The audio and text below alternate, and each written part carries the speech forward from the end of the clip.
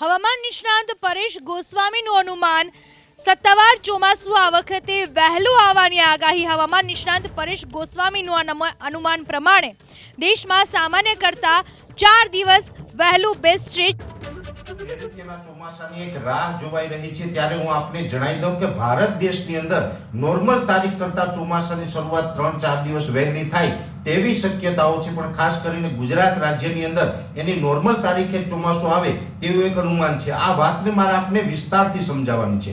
સૌપ્રથમ તો હું આપને એ જણાવી દઉં કે દક્ષિણ ભારતની આસપાસ જે રહેલા આપણા આંદોબાર અને નિકોબાર ટાપુ છે, આ ટાપુ ઉપર ચાલુ વર્ષે 18 થી લઈને 20 મે આસપાસ ગમે ત્યારે નૈઋત્યનું ચોમાસું છે તે પહોંચી શકે છે, અને એ પછી જે કેરળની અંદર ચોમાસું આવતું હોય છે, અને ખાસ કરીને કેરળની અંદર ચોમાસાને આવવાની નોર્મલ તારીખ છે 1 જૂન। આ વર્ષે એવું બની શકે કે 3 થી 4 દિવસ વહેલું, એટલે કે 26 અથવા તો 27 મે આસપાસ કેરળની અંદર ચોમાસું પ્રવેશ કરી જાય તેવી શક્યતાઓ છે। એટલે કેરળ સુધી જે ચોમાસું આવશે તે નોર્મલ તારીખ કરતા વહેલું આવી જશે, અને ત્યાંથી પણ આગળ ચોમાસું છે તે ઝડપથી વધશે। એ વહેલું ચોમાસું આવવા પાછળનું મેઇન કારણ છે કે આ વર્ષે આઈઓડી એટલે કે ઇન્ડિયન ઓશન ડાયપોલ અને બંગાળની ખાડી સહિતના દરિયાઈ ભાગો છે એ ચોમાસાને આગળ ધપાવવા માટે ખૂબ ફેવરેબલ છે, જેને કારણે ચોમાસું છે તે વહેલું આવી રહ્યું છે। ખાસ કરીને નોર્મલ તારીખ કરતા કેરળની અંદર 3 થી 4 દિવસ ચોમાસું વહેલું આવે અને ત્યાંથી ધીમે ધીમે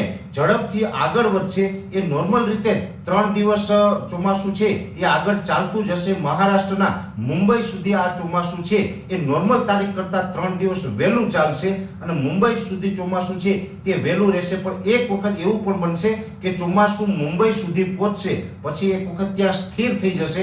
યોગ્ય હવામાન ન મળવાને કારણે ચોમાસું આગળ નહીં વધી શકે અને મુંબઈ સુધી ચોમાસું આવી અને સ્થિર થઈ જશે, અને એ પછી યોગ્ય હવામાન મળશે અને ધીમે ધીમે ચોમાસું આગળ વધશે। એટલે ગુજરાતમાં ચોમાસું પહોંચતા લગભગ 14 અથવા તો 15 જૂન સમય છે આવી શકે છે। એટલે જે ગુજરાતની અંદર ચોમાસાનું જે પ્રવેશ કરે છે, જેમાં ખાસ કરીને આપણા દક્ષિણ ગુજરાતનો વલસાડ જિલ્લો છે જે નૈઋત્યના ચોમાસાનો મુખ દ્વાર કહેવામાં આવે છે। ચોમાસાની શરૂઆત છે એ દક્ષિણ ગુજરાતથી ખાસ કરીને વલસાડ જિલ્લાથી થતી હોય છે, એવી જ રીતે ત્યાંથી એની શરૂઆત થઈ શકે છે, અને ચોમાસું છે એ લગભગ 14 અથવા તો 15 જૂન આસપાસ ગુજરાતમાં પ્રવેશ કરે તેવું એક અનુમાન છે। અને ચોમાસું ગુજરાતમાં પ્રવેશ કરે પછી ગુજરાતના તમામ વિસ્તારોને આવરી લે ત્યાં સુધીમાં લગભગ 27 જૂન સુધીનો સમય આવી જશે। એટલે ગુજરાતની અંદર પણ ચોમાસું જે પ્રવેશ કર્યા પછી આગળ વધશે, ખૂબ ધીમી ગતિએ ચોમાસું આગળ વધે અને ચોમાસું છે એ ગુજરાતના દરેક વિસ્તારોને કવર કરે ત્યાં સુધીમાં લગભગ